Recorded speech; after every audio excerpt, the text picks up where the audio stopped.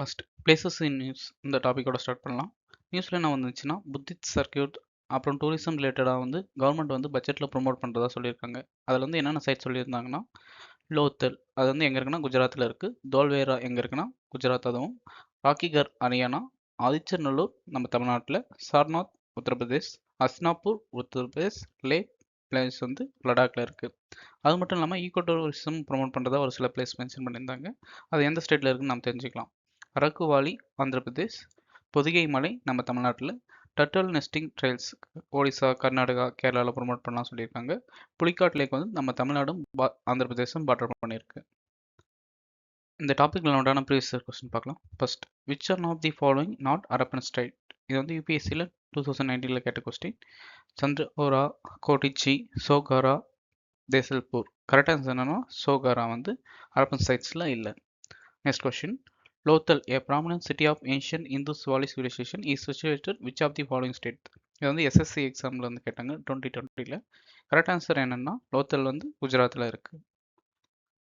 இன்னைக்கு நான் first news clip என்னன்னா எடிட்டோரியல் பட்ஜெட் ஓவராலாக அனலைஸ் பண்ணுற மாதிரி ஒரு எடிட்டோரியல் சொல்லியிருந்தாங்க. அதை பார்க்கலாம்.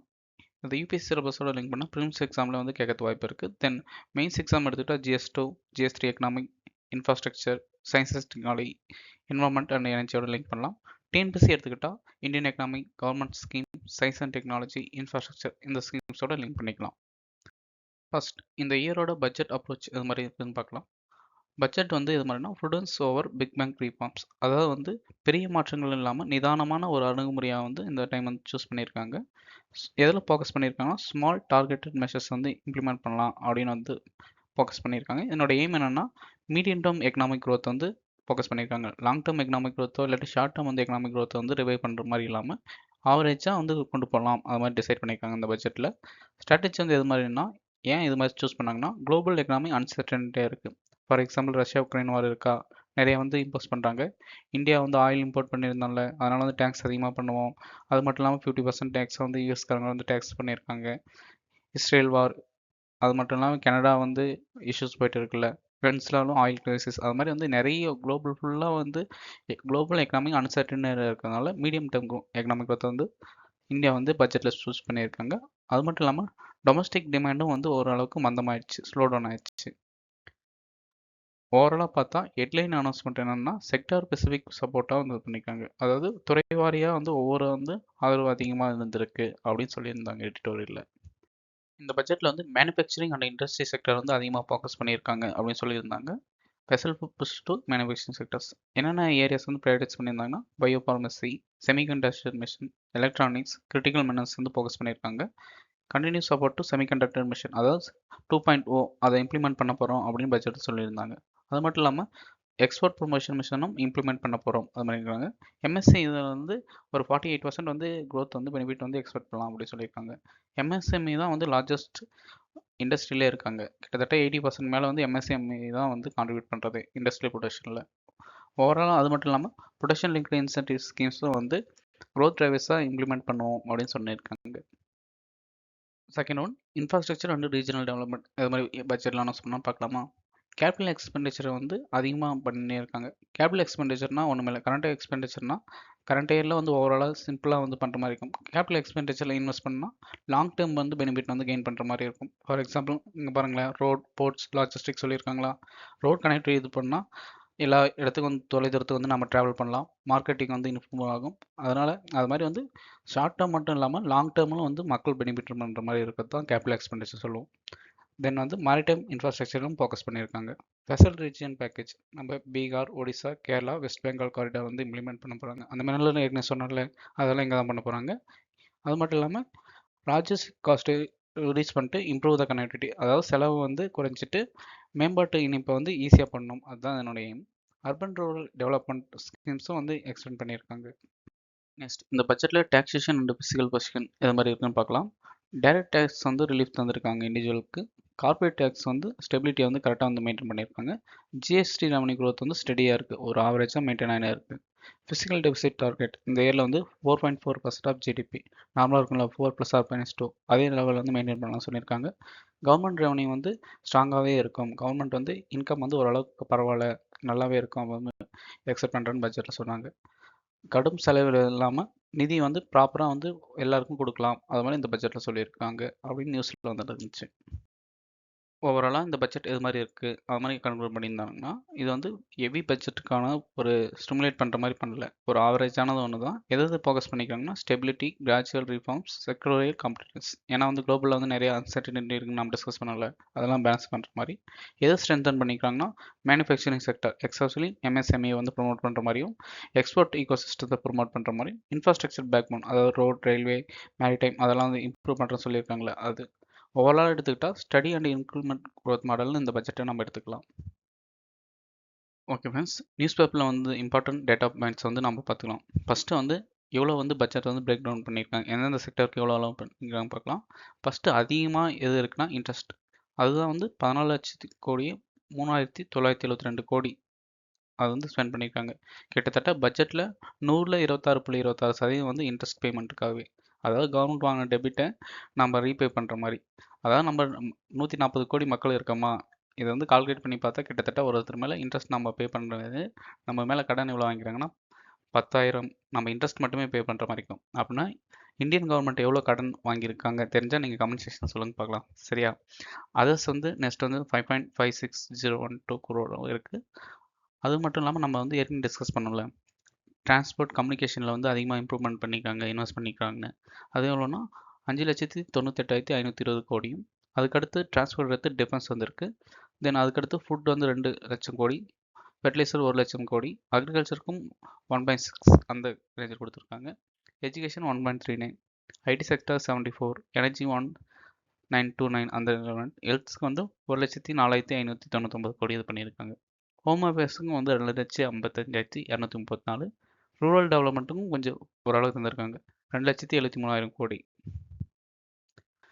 அதர்ஸ் வந்து urban development, scientific, commerce and industry, tax administration, external அஃபேர்ஸ்க்கு வந்து 22,000 கோடி, ஃபினான்ஸுக்கு 20, பெட்ரோலியம் 12, நார்த் ஈஸ்ட்டுக்கு வந்து 6,800 இது மாதிரி வந்து கொடுத்துருக்காங்க.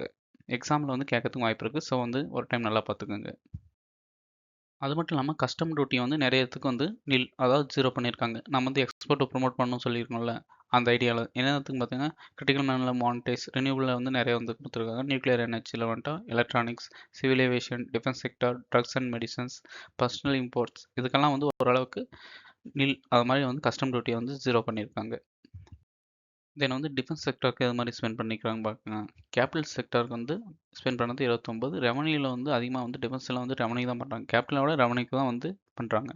அதே மாதிரி மினிஸ்ட்ரி ஆஃப் சயின்ஸ் அவங்களும் வந்து எவ்வளோ வந்து ஸ்பெண்ட் பண்ணுறாங்கன்னு பார்த்தாங்க. கிட்டத்தட்ட 47%. சயின்டிஃபிக் அண்ட் இண்டஸ்ட்ரியல் ரிசர்ச்சுக்காகவும் பயோடெக்கில் வந்து 13, சயின்ஸ் அண்ட் டெக் வந்து 56 அது மாதிரி பண்ணியிருக்காங்க.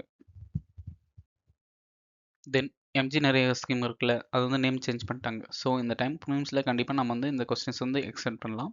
அது மட்டும் இல்லாமல் எந்தெந்த ரூரல் டெவலப்மெண்ட்டில் என்னென்ன ஸ்கீம் பாருங்களேன். National social assistance, MG NREGA, Pradhan Mantri gram Sadak Yojana, டே என்ஆர்எம், பிரதான் மந்திரி ஆவாஸ் யோஜனா, இந்த ஸ்கீம்லாம் எவ்வளோ ஸ்பெண்ட் பண்ணியிருக்காங்க பார்த்துக்கோங்க. அது மட்டும் இல்லாமல் இந்த ஸ்கீம்ஸ் வந்து டீட்டெயிலாகவும் பார்த்துக்கோங்க. பட்ஜெட்டில் மென்ஷன் பண்ணால் எக்ஸாம்பிளாக நம்ம எக்ஸப்ட் பண்ணலாம். அதே மாதிரி ஹெல்த்தில் வந்து ஆயுஷ்மான் பாரத், ஸ்கூல் எஜுகேஷனில் Samagra Shiksha, Pradhan Mantri Poshan Shakti Nirman, PM school for rising India.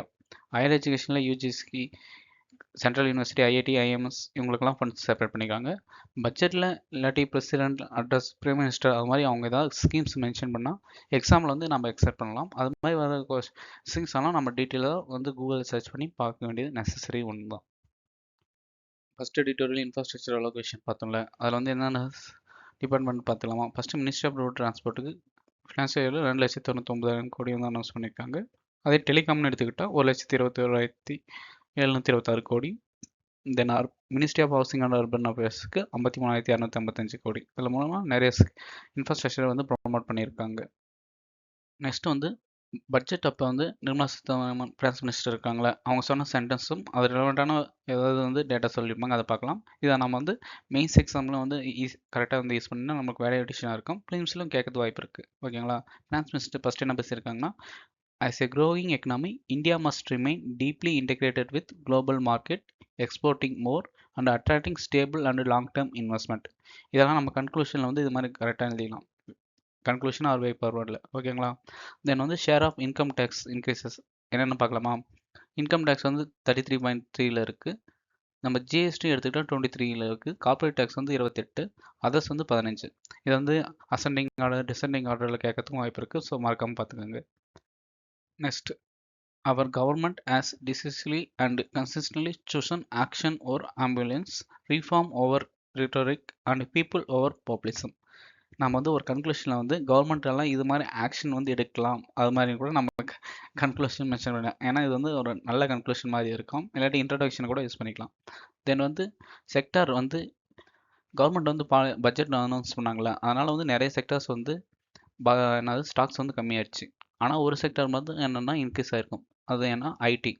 ஏன்னா எக்ஸ்போர்ட் ப்ரொமோஷன் ரிலேட்டடாகவும் நிறைய வந்து அவங்களுக்கு வந்து அலௌன்ஸ் பண்ணாங்க. என்ஆர்ஐ வந்து இன்வெஸ்ட்மெண்ட் பண்ணலாம், அது மாதிரி ஒரு சில அலௌன்ஸ் கொடுத்ததுனால அந்த செக்டார் மட்டும் பட்ஜெட்டில் அந்த மார்க்கெட்டிங்கில் வந்து ப்ளஸ் ஆச்சு அந்த பட்ஜெட்டுக்கு அப்புறம். Next one, the economy and its fundamentals are strong. Global uncertainty is facing many of our sectors for whom we have brought in so many different schemes. ஓகேங்களா? எஃபெக்டிவ் கேபிட்டல் எக்ஸ்பெண்டிச்சர்ஸ் 2.6 இருக்குது financial year 20ல். இப்போ வந்து 4.40 வந்து financial year 27ல் expect பண்ணலாம் அப்படின்னு சொல்லியிருக்காங்க. FD capital expenditure என்னன்னா share of GDP சப்ஸ்டன்ட்லி 4.4. இப்போ சொன்னால அதுதான். இதுதான் வந்து லாஸ்ட் 8 இயர்ஸில் ஹையஸ்ட் ஒன்றா. ஸோ வந்து எக்ஸாமில் வந்து கேட்க வாய்ப்பு இருக்குது. எஃப்டி கேபிட்டல் அப்படின்னா என்னன்னா sum of capital expenditure and grants in aid for creation of capital assets ஆமாம் சொல்லலாம். Next, this Education to Employment and Enterprise Standing Committee will make India a global leader in service within a 10% share of a global service exports by 2047. ஓகேங்களா? Agriculture allocation எவ்வளோ பண்ணியிருக்காங்கன்னா ஸ்டாக்னேட்டாக தான் இருக்குது அது மாதிரி சொல்லியிருக்காங்க. ஏன்னா வந்து ஃபினான்ஷியல் இயரில் வந்து department of agriculture and welfare stagnated 2.4% of total budget. இது வந்து லாஸ்ட் 4 வருஷத்தில் இதுதான் ரொம்ப கம்மியானதான்றது. அது மட்டும் இல்லாமல் PM Fasal Bima Yojana, PM Kisan schemes இது வந்து 2027 டிக்ளைன் ஆகிருக்கு. இந்த ஸ்கீம்ஸ் வந்து டீட்டெயில்ஸாக பார்த்துக்கோங்க. நெக்ஸ்ட் ஒன், இதை வந்து இவங்க கோட் பண்ணியிருக்காங்களே, இதுதான் பட்ஜெட்டோட 3 Kartavyas: accelerate and sustain economic growth, fulfil aspiration and build capacity, Sabka Saath and Sabka Vikas. இதை வந்து எஸ்ஏவா சரி இல்லாட்டி வந்து மெயின்ஸானும் சரி இந்த டாப்பிக்கில் நிறைய சப் டாபிக் கொண்டு வந்து நம்ம ஆன்சர் வந்து எழுதுறதுக்கும் யூஸ் பண்ணிக்கலாம். இன்ட்ரடக்ஷனும் யூஸ் பண்ணிக்கலாம், கன்க்ளூஷனும் யூஸ் பண்ணிக்கலாம். டிஃபென்ஸ் ஃபண்ட்ஸ் ரிமைன் ஹை, இது ஏற்கனவே வந்து நம்ம பார்த்துட்டோம். Next one, the union government has been delivering on physical commitments consistently without compromising social needs. Social spending எவ்வளோ இருக்குன்னு பார்க்கலாமா? ஹெல்த்துக்கு வந்து எவ்வளோ பண்ணுறாங்கன்னா 1.84 ஃபினான்ஷியல் 24 பண்ணியிருக்காங்க. 5.43 for rural development, 1.25 for higher education, school எஜுகேஷனா 1.53, சோஷியல் வெல்ஃபேருக்கு 0.95 வந்து ஸ்பெண்ட் பண்ணுறாங்க.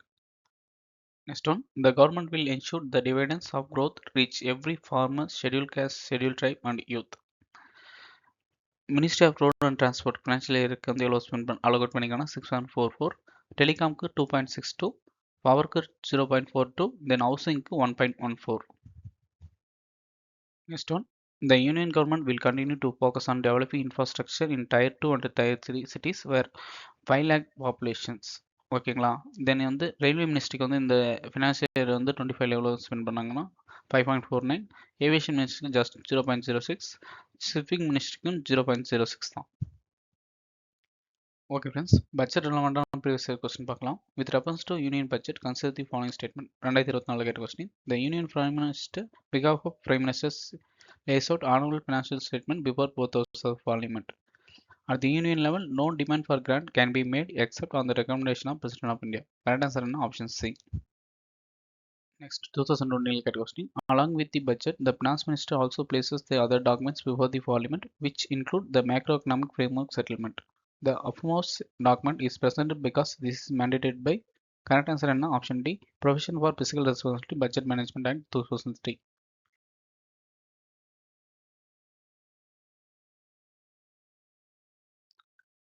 தேங்க்ஸ் ஃபார் வாட்சிங் ஃப்ரெண்ட்ஸ். நம்ம வீடியோ பிடிச்சிருந்தா மறக்காமல் லைக் அண்ட் சப்ஸ்கிரைப் பண்ணுங்கள். பட்ஜெட் ரிலவெண்ட்டாக ஃபுல் வீடியோ வேணும்னா கமெண்ட் செக்ஷனில் பட்ஜெட்னு சொல்லுங்கள், நான் வந்து ஃபுல் வீடியோ பண்ணுறேன். இப்போ வந்து எக்கனாமிக் சர்வே வந்து இம்பார்ட்டன்ட் டாப்பிக்காக யூனிட் வைஸ் இப்போ வந்து டெய்லியும் வந்து வீடியோ அப்டேட் பண்ணியிருக்கேன். எக்கனாமிக் சர்வே முடிஞ்சோடனே பட்ஜெட் வீடியோவும் அப்டேட் பண்ண ட்ரை பண்ணுறேன், உங்களுக்கு பிடிச்சிருந்தா. ஸோ வந்து மறக்காமல் நம்ம சேனல் பிடிச்சிருந்தா லைக் அண்ட் சப்ஸ்கிரைபும் பண்ணிடுங்க.